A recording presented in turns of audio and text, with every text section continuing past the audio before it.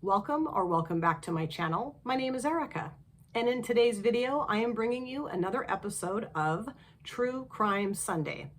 Now, of course, my channel is primarily makeup focused, but I've always been very intrigued by true crime. So almost 2 years ago, I thought it would be interesting to bring you true crime cases once a month from my home state of Oregon. But as time has gone on, I thought it would also be interesting for me to bring you true crime cases from all around the world. And I'm not doing these once a month anymore. It's just not feasible for me to do that.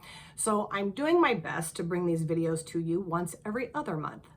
Now, this video is detailing the case of Tommy Lynn Sells, also known as the cross-country killer.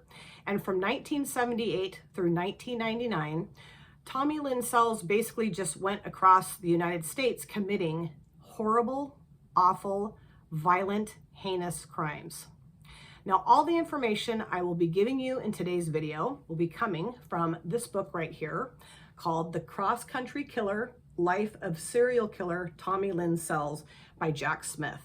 Now, this isn't a really long book, it's pretty short, but I'm telling you, this book is packed full of details about every single one of Tommy Lynn Sells' crimes. But in the interest of time, I can't give you every single detail that's in this book, but I will be giving you a lot of detail. So if you're interested in learning more about Tommy Lynn Sells and his crimes, I will put the Amazon link to this book, of course, in my description box. I highly recommend checking out the book if you're interested in learning more. Now, as with every single one of my true crime videos, I want to give a huge disclaimer here. Viewer discretion is absolutely advised. I will be detailing some very violent, heinous crimes.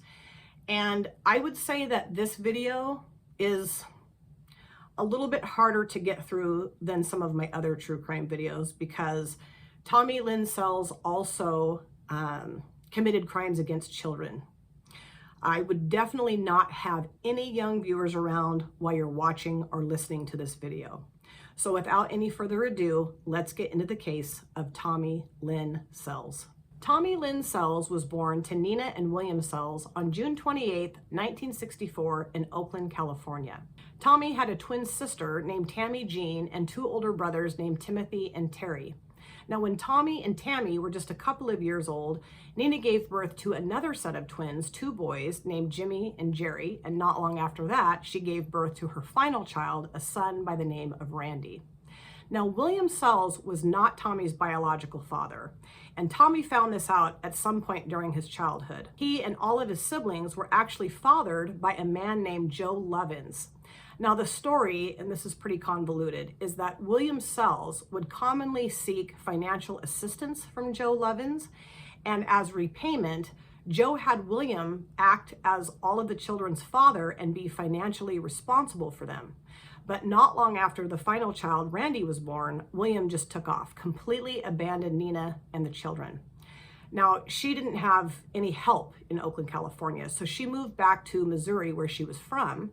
And not long after they were settled there, Tammy Jean, who was, I believe, 3 to 4 years old at this time, became gravely ill and ended up passing away from pneumonia. But Nina had an autopsy done, and it was determined that she actually died from spinal meningitis and had been treated completely incorrectly. They could have prevented her death, but because they had misdiagnosed her, she sadly passed away.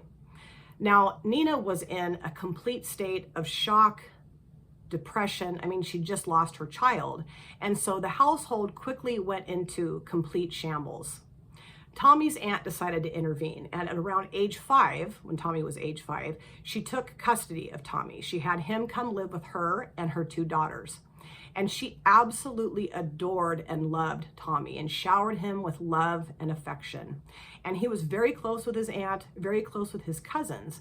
And eventually, as time went on, his aunt decided to begin formal adoption proceedings to adopt Tommy. Now, when Nina found out about this, she was like, no way, you are not adopting my child. I want him to come back and live with me. And that's exactly what happened. She took Tommy back. And she was still in complete disarray. I mean, the household was just completely chaotic, very neglectful. She was not taking care of herself nor the children.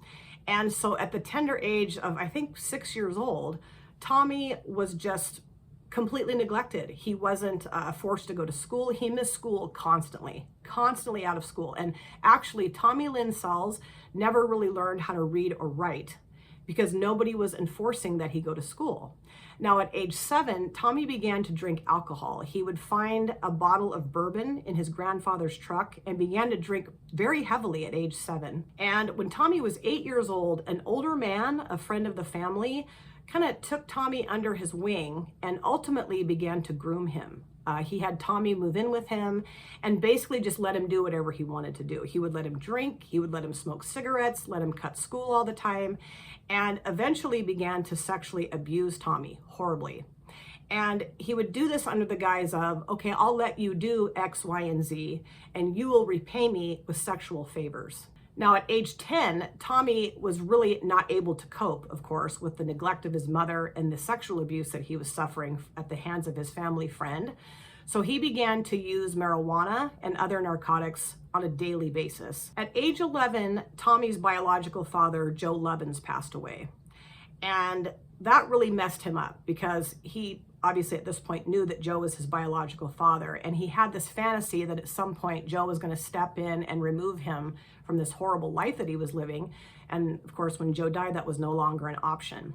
So when Tommy was age 13 and completely out of control, his mother sent him to live with his grandmother in an attempt to just kind of straighten him up. His grandmother had gone to bed one evening, and Tommy went into her room, got in bed with her, and attempted to sexually assault her. And at that point, he was banned from her house and shunned by the rest of his family. And at the age of 14, he just took off on the open road. So from 1978 through 1999, he was hitchhiking and train hopping all across the United States, working odd jobs here and there, and committing the most violent, horrendous, heinous crimes. And of course, he was a raging alcoholic, a severe drug addict, and early on in his nomadic lifestyle, he was actually arrested for car theft in Wyoming and spent 15 months in a prison there. And then in 1992, which I'll get into more detail here as I tell you his crimes, he was convicted of a horrendous crime and ended up spending 5 years in prison. And also, while he was incarcerated from 1992 to 1997, he was diagnosed with multiple personality disorders: borderline personality disorder, bipolar disorder, antisocial behavioral disorder, major depressive disorder, schizoaffective disorder. I mean, you name it, and Tommy Lynn Sells was probably diagnosed with it. Tommy actually committed his first murder on July 5th, 1979, at the age of 15 in Port Gibson, Mississippi. He broke into the Cade family home in the wee hours of the morning through their kitchen window. And when he entered into the kitchen, he actually drank milk out of the refrigerator and just kind of strolled around the house. And suddenly, Kathleen Cade, 30 years old, was awakened by a loud gunshot. And in a terror, she flies out of bed, going to see what the hell has happened. And suddenly, her husband, 29-year-old John Cade, is corralling their young son and her into their bathroom. He shut and locked the door and then sadly bled to death from the gunshot wound that he'd suffered from Tommy Lynn Sells. Now, Tommy escaped unscathed and unseen. And in 1980, Tommy train hopped back to Oakland, California, where he was in a physical altercation with another man. This man stabbed him multiple times, narrowly missing his vital organs. And Tommy, in self-defense, murdered him with an ice pick. And of course, because that was self-defense, he wasn't found guilty of any crime. So at that point in the early 1980s, he moved to Little Rock, Arkansas, where his mother had moved with all of his siblings, and sort of attempted to get his life back together. He was actually put into a youth home to try to straighten him out again. And in May of 1981, he went to go visit his mother and his siblings. Now, while he was there, his mother went to take a shower, and Tommy went into the bathroom, took off his clothing, got in the shower with her, and attempted to sexually assault her. And at that point, he went to stay at a mental health clinic in Jonesboro, Arkansas. And initially, he started to engage in the therapeutic process with one of the counselors there. and started to really like dissect his childhood and find out exactly why he was behaving the way that he was. But after 5 therapy sessions, he voluntarily discharged himself from the mental health clinic and of course never went back and never received any further help for what was going on with him. In 1982, at the age of 18, he did father a son with his first love, Cindy Hannah. But he was extremely abusive to her and to his child. He was still a raging alcoholic, very addicted to drugs, and he just was not able to assimilate into family life and again hit the road. He started hitchhiking and train hopping yet again all over the country to commit even more violent and heinous crimes. Later in 1982, he broke into another home, this time in Little Rock, Arkansas, shooting the homeowner. This time, this man pretended to play dead and actually gave the police a very good description of Tommy Lynn's cells. Not long after that, he kidnapped a young woman in Little Rock, Arkansas, took her to an isolated area, sexually assaulted and murdered her, and then just dumped her body in a water-filled quarry, and her body wasn't identified until years later. In that same year, he traveled to St. Louis, Missouri, and murdered 35-year-old Joanne Tate in her home. Now, her 7-year-old daughter, Melissa, witnessed the murder and initially identified the wrong man as her mother's murderer, and he was tried and found guilty and sentenced to prison for her murder.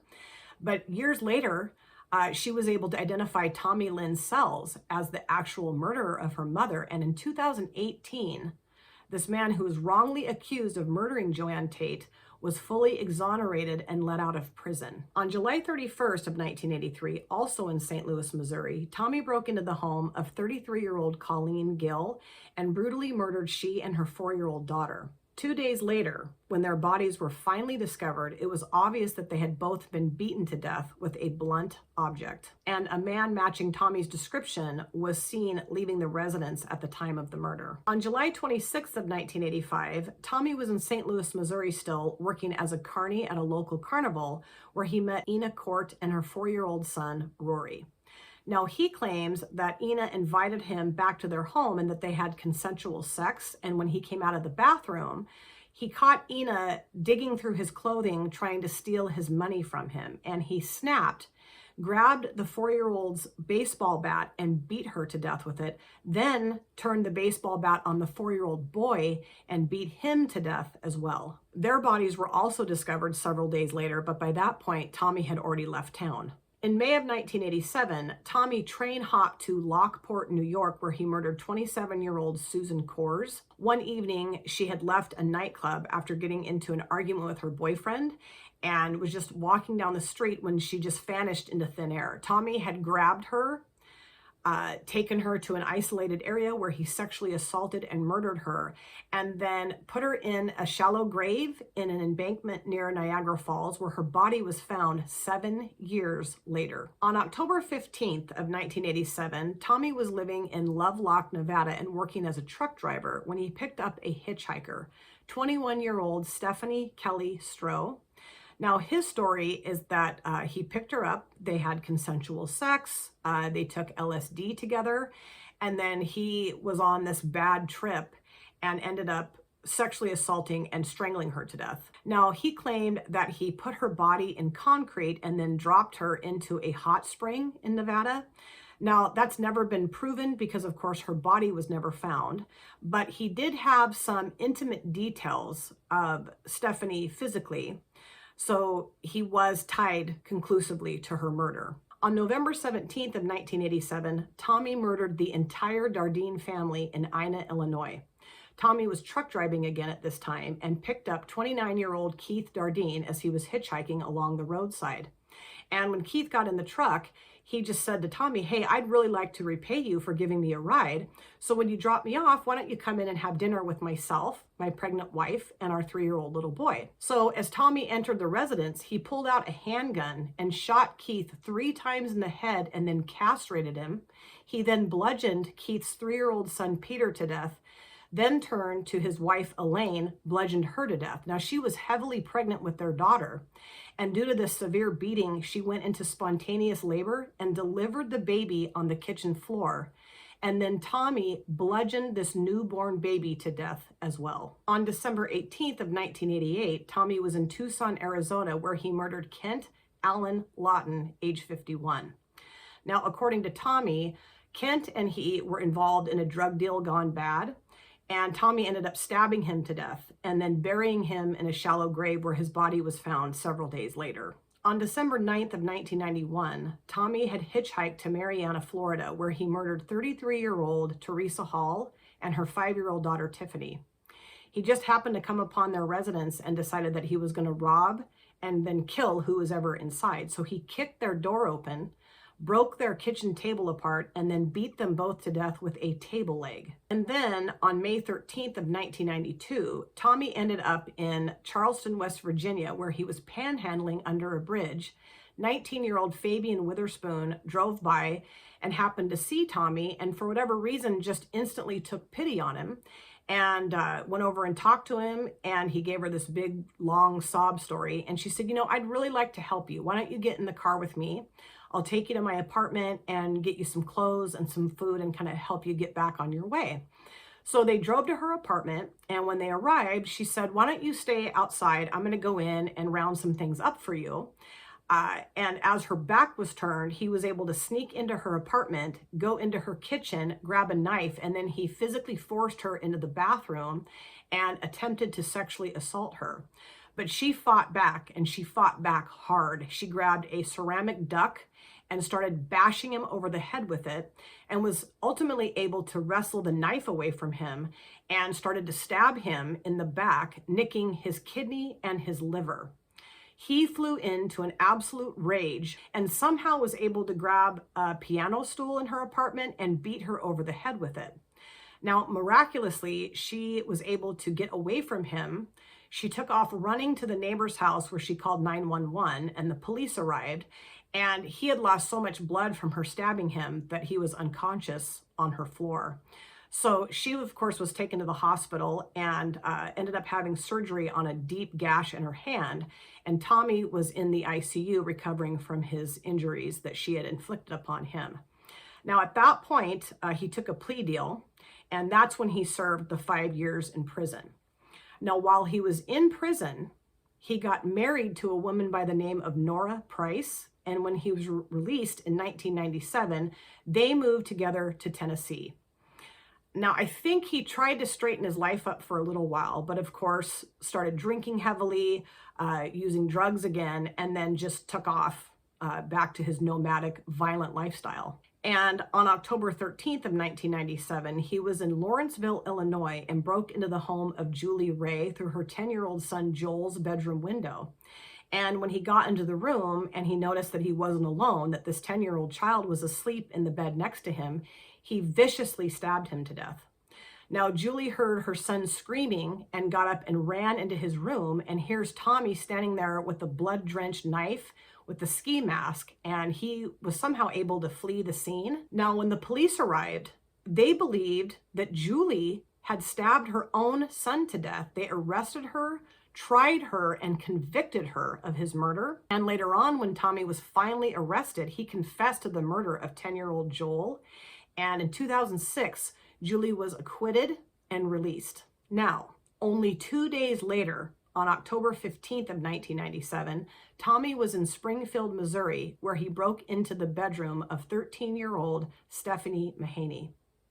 He pulled her back out her own bedroom window, injected her with cocaine, put her into his vehicle, drove her to an isolated area where he sexually assaulted and strangled her to death. And then on December 14th of 1997, Tommy later confessed that he murdered 19-year-old Yvette Sophia Mueller, who was last seen in her RV park in Las Vegas, Nevada. Now, he claimed that he kidnapped her, took her to an isolated area where he sexually assaulted and strangled her to death, and then he buried her near the Snake River. Her body has never been found, and a lot of the details that he gave about her disappearance did not match what the investigators found when they were investigating her disappearance. So that has never been conclusively tied to Tommy Lynn Sells. On April 15th of 1998, 40-year-old Thomas Brose was shot to death in his motorhome in San Antonio, Texas.